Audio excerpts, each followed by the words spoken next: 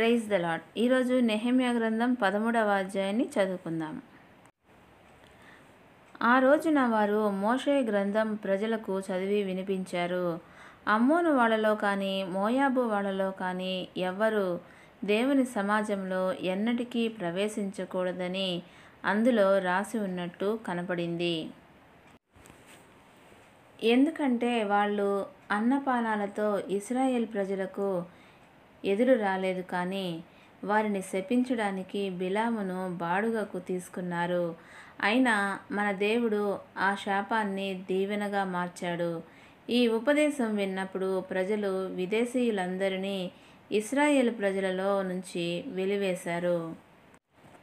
ఇంతకు ముందు మన దేవుని ఆలయానికి చెందిన గిడ్డంగుల మీద ఎల్యాషీబు యాజీని నియమించడం జరిగింది. అతడికి టోబియాతో సంబంధం ఉంది. అతడు టోబియాకు పెద్ద గది ఒకదానిని సిద్ధం చేశాడు. మునుపు ఆ గదిలో నైవేద్యాలను, ధూపద్రవ్యాన్ని, పాత్రలను లేవీ గోత్రికులకు, గాయకులకు, ద్వారపాలకులకు నియమించబడ్డ ధాన్యంలో, క్రొత్త ద్రాక్షరసంలో, నూనెలో 10వ భాగాలను, యాజులకు తెచ్చిన అర్పణలను కూడబెట్టారు. ఆ సమయంలో నేను జెరూసలేంలో లేను.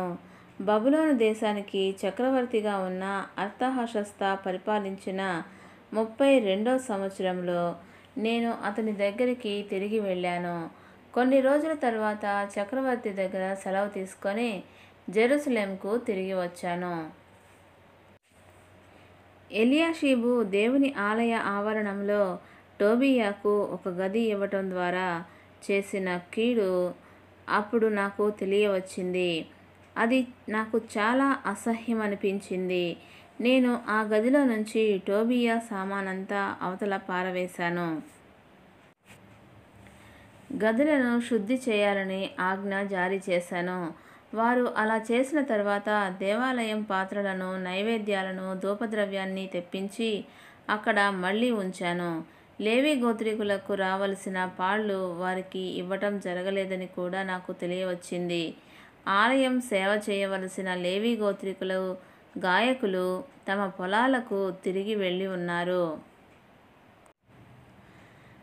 కనుక నేను అధిపతులను మందలించి దేవుని ఆలయాన్ని అలక్ష్యం చేయటం ఎందుకు జరుగుతూ ఉంది అని అడిగాను. అప్పుడు వారిని మళ్ళీ సమకూర్చి వారి స్థలాలలో ఉంచాను. ఆ తర్వాత యూదా వారంతా ధాన్యం, ద్రాక్షరసం, నూనెలో 10వ భాగాన్ని గిడ్డంగులకు తెచ్చారు. నేను గిడ్డంగుల మీద షెలెమయా యాజీని, సాదోకు అనే ధర్మశాస్త్రిని, లేవీ గోత్రికుడైన పెదాయాను నిర్మించాను. మత్తనియా మనుమడు జక్కూరు కొడుకు అయిన హానానును వారికి సహాయుడిగా నియమించాను. వారు నమ్మకమైన వారని పేరు పొందినవారు. తమ సహోద్యోగులకు భోజన పదార్థాలను పంచిపెట్టడం వారి బాధ్యత. నా దేవా, దీనిని బట్టి నన్ను జ్ఞాపకముంచుకొని నా దేవుని ఆలయం కోసం, దాని సేవ కోసం నేను భక్తితో చేసిన దానిని తుడిచివేయకు. ఆ రోజుల్లో యూదాలో కొంతమంది విశ్రాంతి దినాన ద్రాక్షగానుగ తొట్లను తొక్కటం, ధాన్యాన్ని తెచ్చి గాడిదల మీద మోపటం, ద్రాక్షరసం, ద్రాక్ష పండ్లు, అంజూర పండ్లు, వేరువేరు బరువులను గాడిదల మీద మోపటం నాకు కనిపించింది. విశ్రాంతి దినాన వారు వాటిని జెరూసలేంలోకి తీసుకువచ్చారు. ఆహార వస్తువులను విశ్రాంతి దినాన ఇలా అమ్మిన వాళ్లను నేను గద్దించాను. జెరూసలేంలో నివసించే తూరు నగరవాసులు చేపలు, అన్ని రకాల సరుకులు జెరూసలేంకు తెచ్చి విశ్రాంతి దినాన యూదా వారికి అమ్ముతూ ఉండేవారు. యూదా వారి నాయకులను నేను మందలించి ఇలా అన్నాను: విశ్రాంతి దినాన్ని అపవిత్రం చేసి మీరెందుకు ఈ చెడుకు చేస్తున్నారు? మీ పూర్వీకులు ఇలా చేసి మన మీదికి, ఈ నగరం మీదికి మన దేవుడు విపత్తును రప్పించేలా చేయలేదా? మీరు కూడా విశ్రాంతి దినాన్ని అపవిత్రం చేసి ఇంకా ఎక్కువ కోపానికి ఇశ్రాయేలు ప్రజలను గురి చేస్తున్నారు.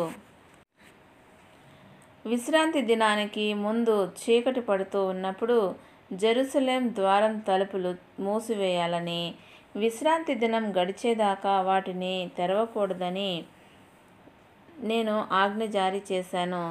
అంతేకాక విశ్రాంతి దినాన ఏ బరువు లోపలికి రాకుండా ద్వారాల దగ్గర నా మనుషులలో కొంతమందిని కావలి ఉంచాను. 1-2 సార్లు వర్తకులు వేరువేరు రకాల సరుకులను అమ్మేవాళ్ళు జెరూసలేం బయట రాత్రి గడిపారు. నేను వాళ్ళను హెచ్చరించి, మీరు గోడ దగ్గర ఎందుకు రాత్రి గడిపారు? మీరు ఇంకోసారి ఇలా చేశారా, మిమ్మల్ని పట్టుకుంటాను అని చెప్పాను. విశ్రాంతి దినాన వాళ్ళు మళ్ళీ రాలేదు. అప్పుడు తమను శుద్ధి చేసుకొని విశ్రాంతి దినాన్ని పవిత్ర దినంగా ఆచరించేలా వచ్చి ద్వారాలను చూసుకోవాలని లేవి గోత్రికులకు నేను ఆజ్ఞ జారీ చేశాను. నా దేవా, దీన్ని బట్టి కూడా నన్ను జ్ఞాపకం ఉంచుకొని నీ మహాకృప ప్రకారం నా మీద జాలి చూపు. ఆ రోజుల్లో నాకు కనిపించినదేమిటంటే, యూదావారు కొంతమంది అష్డోదు పట్టణం నుంచి, అమ్మోను మోయాబీల నుంచి వచ్చిన స్త్రీలను పెళ్లి చేసుకొని ఉన్నారు. వారి సంతానంలో సగం మంది అష్డోదు వాళ్ళ భాష కానీ ఇతర జనాల భాషలు కానీ మాట్లాడేవారు. యూదా ప్రజల భాష మాత్రం వారికి వచ్చేది కాదు. నేను వారితో వాదించి వారిని నిందించి కొంతమందిని కొట్టి వారి తల వెంట్రుకలను పీకివేసి వారి చేత దేవుని పేర ప్రమాణం చేయించి ఇలా అన్నాను, మీరు మీ కూతుళ్లను వాళ్ళ కొడుకులకు ఇవ్వకూడదు, మీ కొడుకులను కానీ మీకు కానీ వాళ్ళ కూతుళ్లను తీసుకోకూడదు. ఈ విషయంలో ఇశ్రాయేలు ప్రజల రాజు సొలొమోను పాపం చేయలేదా?